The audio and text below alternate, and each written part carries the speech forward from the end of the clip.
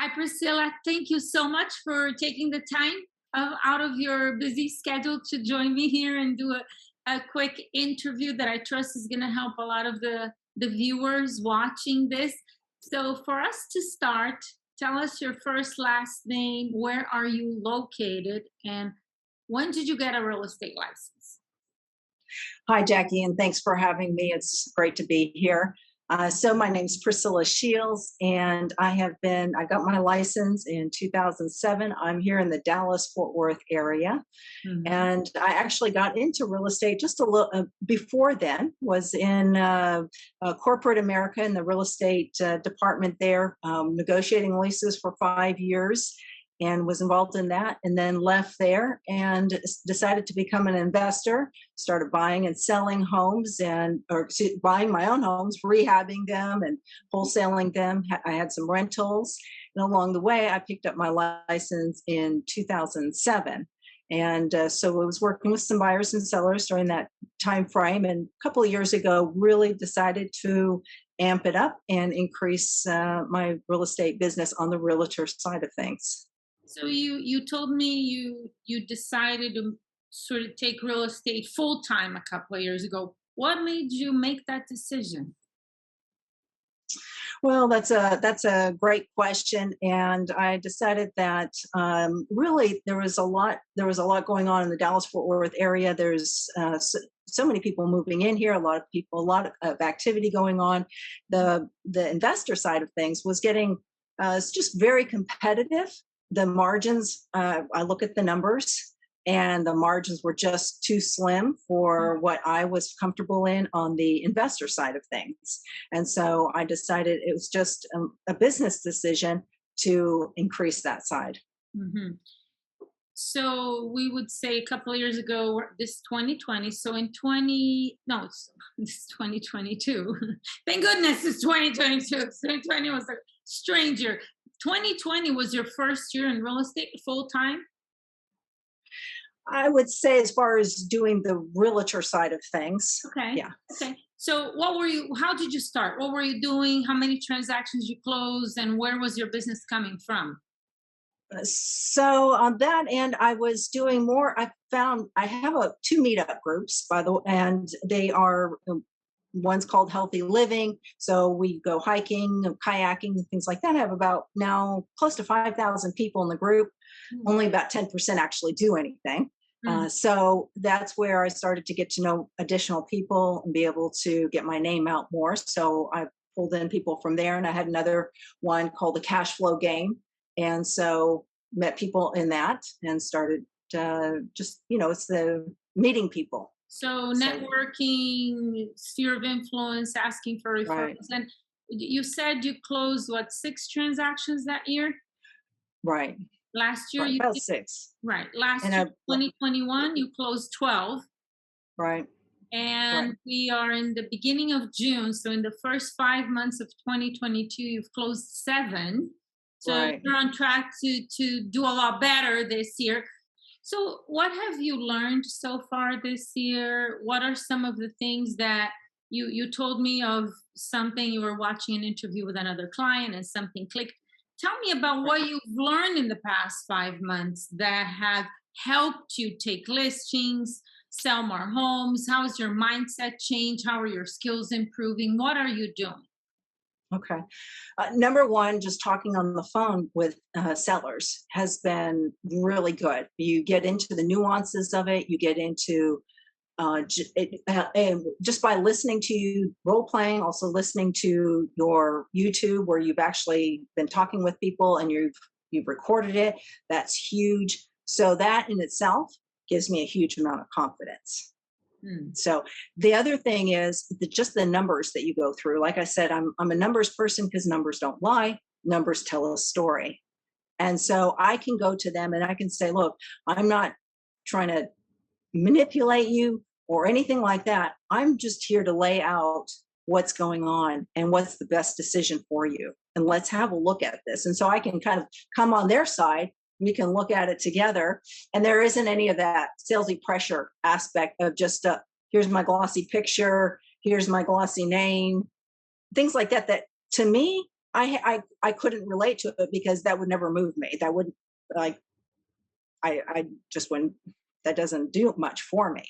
Right. But the numbers, when the numbers are real, and you spell out, it's real logical, it's a real presentable, and then you do it in bite-sized pieces in your training. And now we have to go back and transcribe it or listen to it a lot, but that's exactly what we need. I mean, if you were to spoon feed everything to us, then it wouldn't be as effective, I think. Well, I feel like I do because I break it down. I give you everything, but then you got to do the legwork. You're gonna have to listen to it over and over and over. You're gonna have Yeah. to write it down. You're gonna have to practice. It's there's no Yeah. magical thing that I can give you that will just all of a sudden you Right. know it all. So you're putting in the Right. work. Well, yeah, you do break it down bit by bit. But you also don't. One of the things that I really like is you don't put it in a box and say this is how it has to go. I mean, you give all these tools within it, like for especially talking with for sale by owners because they have a lot more pushback. Right. And so you give a lot more tools, but it just depends on the situation and the dynamics and the conversation and the rapport and who they are and the presentation and their home. There's so many variables. No house and no situation is the same. I love what you're And saying that's because perfect. so many agents don't get what you just said. They want a cookie cutter. Give me the script. Well, I do give you the script, but when you're on the call or when you're in a list at a listing appointment, you got to listen and use common sense. And people, the reality is Mhm. that sellers throw us off script Yeah. all the time. So if you don't know how to Hmm.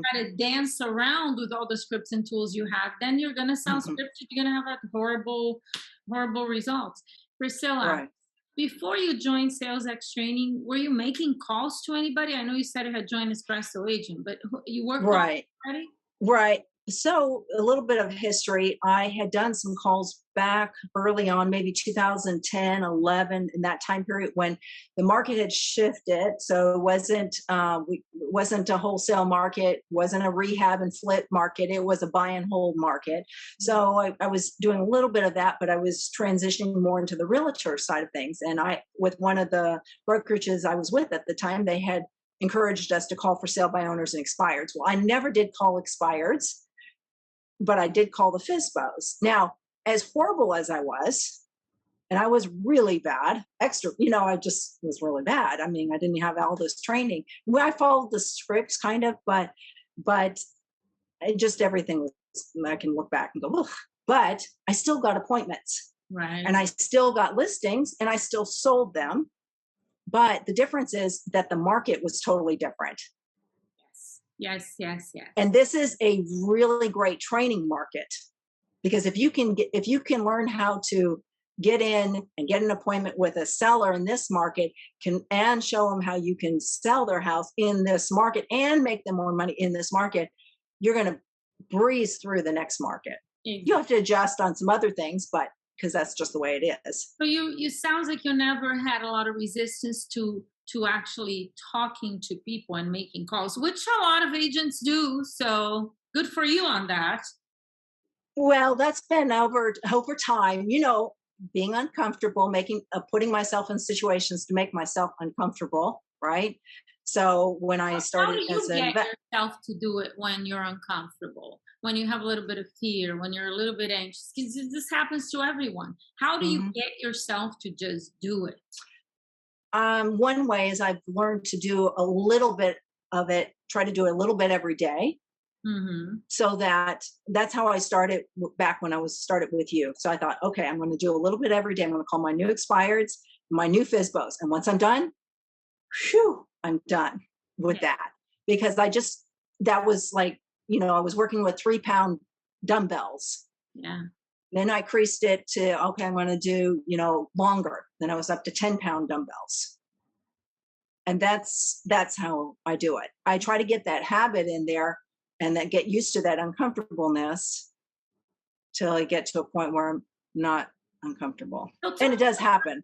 tell me what happened a couple of months ago. I think you said you were watching an interview I did with Wh- Lily. Tell me about Yeah. Okay. So this was actually the week of May 19th. So it's just like a few weeks ago, about 3 weeks ago. Mm-hmm. And my husband and I were on vacation. I ended up I got a chance to listen into your Zoom calls that you have Tuesday and Thursday. We sort of had some downtime, so I was, just going ahead and listening, and so I heard it was on a Thursday, I think, and you said, "Well, Lily couldn't be here because she's going to a listing appointment now. She's already gotten, I think, 5 listings for May. She hit her goal, so she's going to have 5. She said, I'm going to hit 5 more for May," and I was furious, and I was furious with myself. I mean, not Lily, but it just provoked me. Mm. And it provoked me because she's new. She got her license in August. And I'm like, all right, what am I doing? What am I, and how am I thinking? Right? Because it's up here that's stopping me. So when I looked at it, you just take a stand back and kind of look at yourself. What's the process? What's the thought process that's been going on? Well, the thought process was that I had started to look at just the process. I was like setting up I had more intention on following the process than I did on getting the listing. Mm-hmm. Or setting the appointment. Or setting the appointment. Set the appointment. And I had gotten appointments as for sale by owners, but I hadn't gotten any listings. Okay. Then for sale by owners. Yeah. So I just said, okay, I'm going to focus. My focus is going to be get the listing, not just get the appointment, get the listing. I'm going to be intentional when I'm on the phone. I'm really, because you said it yourself. You can be on the phone and really be sort of like, I don't really feel like going on an appointment. I don't want to stay home tonight. I want to say, well, exactly. And so I know that's totally true because if that's in the back of your mind, then you're not congruent. Right. Yeah. You're not congruent when you're talking to them, and they know it. They can feel it. If they are sensitive at all, I'll pick up on stuff. And when you're on the phone with people, the more you can line up with them, more rapport, you can feel them over the phone. Yes. And so they feel you feel them. That's how you get the appointment a lot of times. And that sounds really weird, but it's not. It's real. Like what you're referring to, I speak of emotional intelligence. When you're listening, when you're present in a conversation, you're listening intently. You hear things that if you're just in your head reading a script, you're not going to pick up on. And it goes both ways, because when you're feeling comfortable because you're in rapport, they're also feeling comfortable. So they start opening up, and it's a lot, the communication just flows. So that's what you're referring to. That happens with communication everywhere. So you come back from vacation and you decide that I'm going to get 5 listings. So I got 4 out of 5 in that week. And here's something else. That's amazing. Don't just keep going like that. You took 4 listings in 1 week? Yep. Wow. Yeah. Wow. 3 were FSBOs. 1 was a Sphere. Yes. Amazing. Wow. So the intention made the difference. And also I had to think, when I go to the listing, to really be at a high level, assume the close, which I knew to do, but just the emphasis that you put on that is huge, and the different things to do. And so even on the way there sometimes, or maybe a few hours out from getting to the appointment, my little brain would go, and I don't even remember the thoughts. I just know they're trickling through, and I just, just shut it down. Just shut it down. Priscilla, so do you have an assistant? No. No, I'm working on. So now in 1 week, you take all of these listings. One thing that happens to a lot of agents is now you start getting really busy handling calls and handling the listings, and you don't have time to get back on the phone to go get more listings. Yes, I noticed that. I didn't know. You and I didn't talk about this, but has that happened? Right. Yes, it happened. Yeah, today I was like, because I've had so much in this weekend. I've spent the weekend, just because they're getting under contract, and all that stuff is happening. So great problem to have, right? It's a great problem to have. So how are you going to deal with the business now, with the listings you have and the transactions you have, so you don't have that, the real estate roller coaster. Right. Oh, I got four Right. listings in 1 week. Oh, I'm so busy now, and I'll just deal with that. So yeah, they're gonna close, but then when they close, you gotta start from zero again. How Right. what and I don't know how much, there's hundreds of lessons in my training platform, but I've talked about this. What is your plan to handle this so that you can stay consistent with, can you imagine Right. shooting for listings every week? Well, I mean, Say yes. that's life changing. Yeah. So you can imagine. So what are you gonna do? What are you gonna do about this? So my plan is to get two temporary, part-time transactional coordinator, and Okay. then also an assistant. So the assistant doesn't have to be an expert at doing contracts, but somebody who's really detailed and really understands the whole process. So, because that's a big trustworthy thing to be Yeah. able to handle that. Yes. And then an assistant, because I do have a lot of other stuff going on that causes that, because of the amount of networking I just do in general, Mhm, um, outside. mhm. So that's So the plan. what is your goal for the remainder of the year? How do you want to end this year? How many closed transactions? To hit 30. Hmm. Wow, that would be So I amazing. need to Going bump from it up. 12 to 30, Yeah. just from 1 year to the next, you can totally do it. But you're going to Hmm. have to set up some systems in place to be able to get back Hmm. into your prospecting. Priscilla, Hmm. what advice would you give to a brand new real estate agent? Haven't done anything, haven't sold any houses. What would you tell them to do? How do they start? If they want to sell 20, 30 homes a year in their first or second year in real estate. Hmm. You have to start with the very first thing, and that's to get on the phones. You've got to get on the phones, because it's true. Unless you're doing that and getting on there and talking to people, you practice and you role play, you transcribe, you do other things outside of there. But I would definitely just get on the phones and talk to people. But you know And that, well, you're saying the right thing because you're talking to me. So, that's what I believe. But, most real estate agents, that's not what they're going to do. They're going to be, I don't know exactly what they do, but they will do anything so they don't have to prospect, right? Why do mhm. you think that is so important? Because you said it's the number one thing. That's where they need to start. Lead generating, why Yeah. it's so important? Because if you don't lead generate, you have nothing. Hmm. Okay. I mean, Well, you have nothing. I mean, what do you have?